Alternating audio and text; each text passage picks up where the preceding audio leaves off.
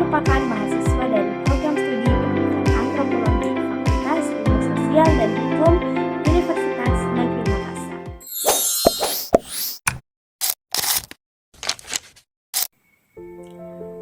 Pernah nggak sih kita berpikir kenapa sedari kecil kita selalu diajarkan kalau laki-laki itu harus seperti ini, perempuan itu harus seperti itu. Misalnya, laki-laki dianggap harus kuat, tidak boleh menangis, sementara perempuan harus lembut, rapi, mengurus rumah. Pertanyaannya, apakah hal seperti ini benar-benar berasal dari kodrat manusia atau sebenarnya itu hanya aturan sosial yang sudah lama dibiasakan dalam masyarakat?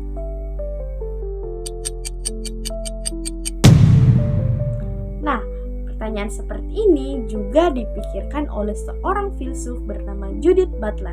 Ia adalah seorang pemikir yang cukup terkenal dalam kajian gender dan feminisme postmodern. Nah, menurut Butler, banyak hal yang kita anggap sebagai kodrat sebenarnya terbentuk oleh masyarakat melalui kebiasaan-kebiasaan, aturan, dan cara berperilaku sehari-hari. Nah, sebelum masuk lebih jauh, kita perlu memahami dulu apa itu feminisme postmodern. Secara sederhana, feminisme postmodern adalah pendekatan yang mencoba mempertanyakan kembali cara kita memahami perempuan, laki-laki, dan identitas gender. Nah, kalau feminisme pada umumnya memperjuangkan kesetaraan antara laki-laki dan perempuan.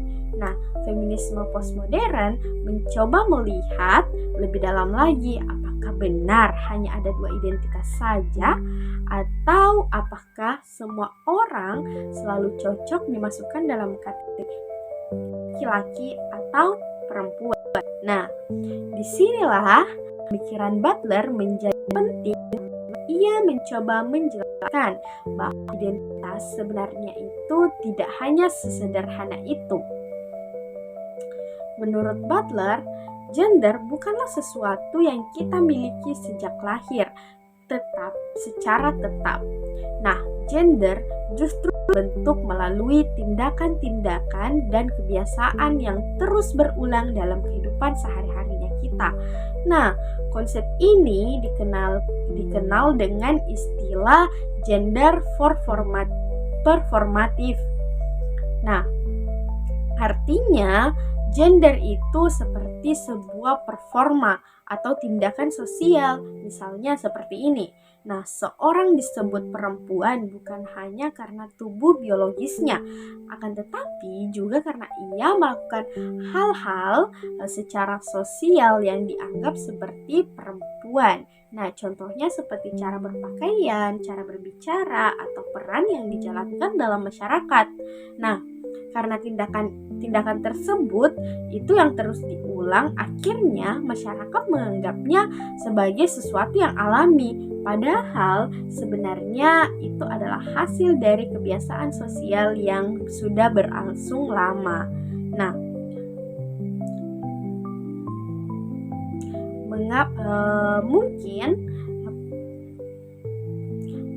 mungkin muncul sebuah pertanyaan, kenapa sih hal seperti ini perlu kita pikirkan?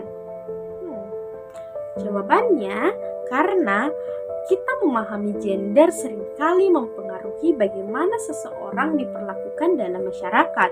Misalnya, jika masyarakat hanya mengakui dua identitas gender yang sangat kaku, maka orang-orang yang tidak sesuai dengan kategori tersebut sering dianggap aneh atau bahkan ditolak. Nah, padahal kenyataannya identitas manusia jauh lebih beragam. Dengan memahami bahwa gender adalah sesuatu yang terbentuk secara sosial, kita bisa lebih terbuka dalam melihat keberagaman identitas manusia. Nah, untuk memahami konsep ini, kita bisa melihat contoh dalam kehidupan nyata atau kehidupan sehari-harinya kita. Nah, misalnya dalam dunia pekerjaan, Seringkali ada anggapan bahwa pekerjaan tertentu lebih cocok untuk laki-laki, sementara pekerjaan lain lebih cocok untuk perempuan. Nah, contohnya seperti pekerjaan konstruksi yang dianggap pekerjaan laki-laki, atau pekerjaan pesawat yang sering dianggap sebagai pekerjaan perempuan atau pramugari. Nah, padahal sebenarnya kemampuan seseorang tidak selalu ditentukan oleh jenis kelaminnya.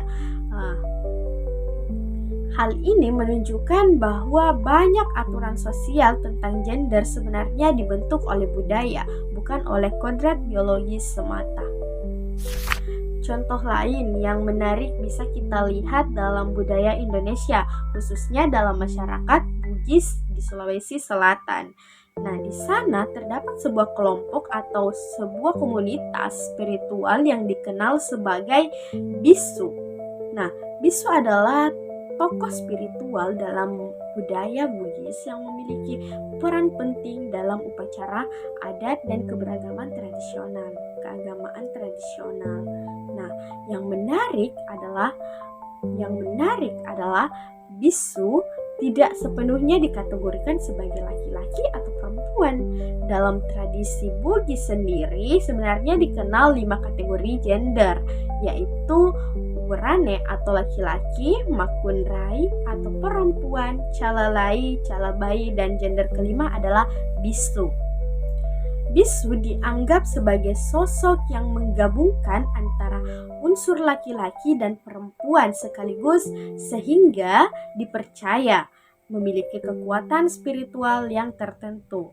Nah, jika dilihat dari sudut pandang pemikiran Judith Butler, keberadaan bisu menunjukkan bahwa konsep gender sebenarnya bisa berbeda-beda tergantung pada budaya masing-masing masyarakat. Nah, apa yang dianggap normal dalam suatu budaya belum tentu sama dalam budaya yang lain.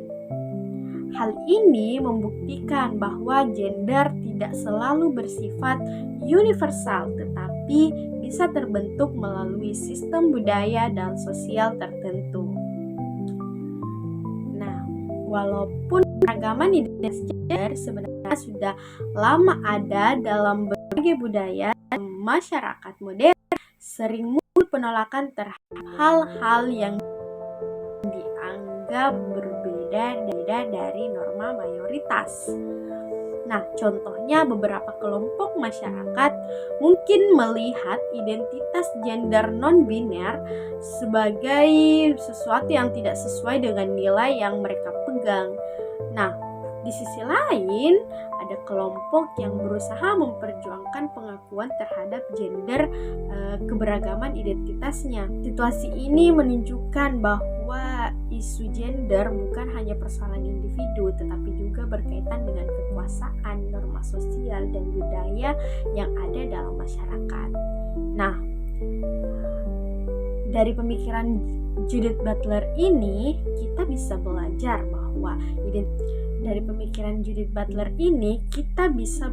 bahwa identitas manusia tidak selalu sesederhana yang kita bayangkan.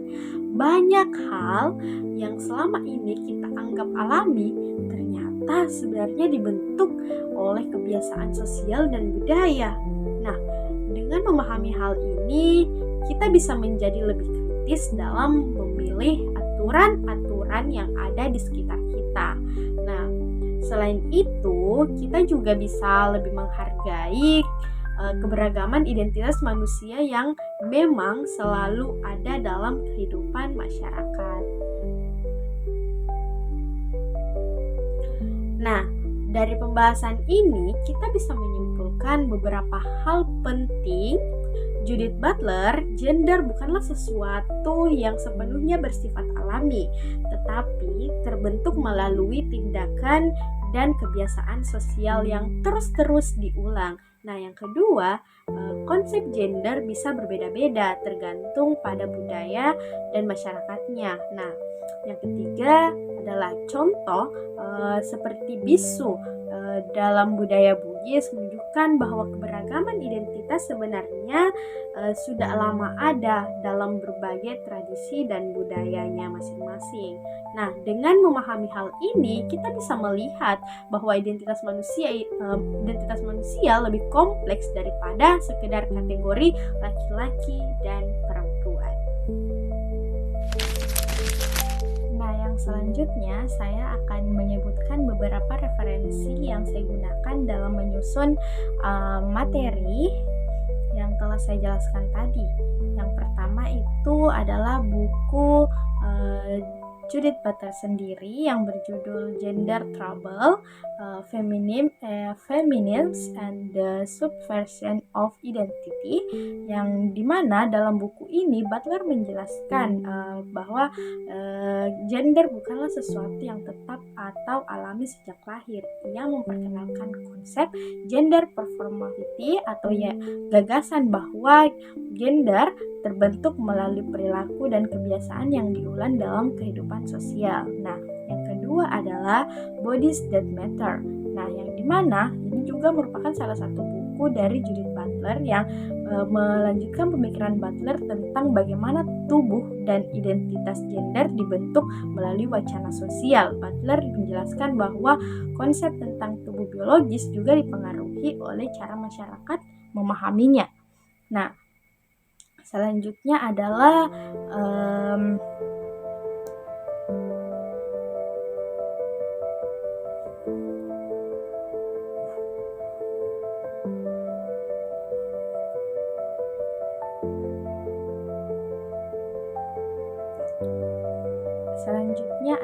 gender diversity in Indonesia, yang dimana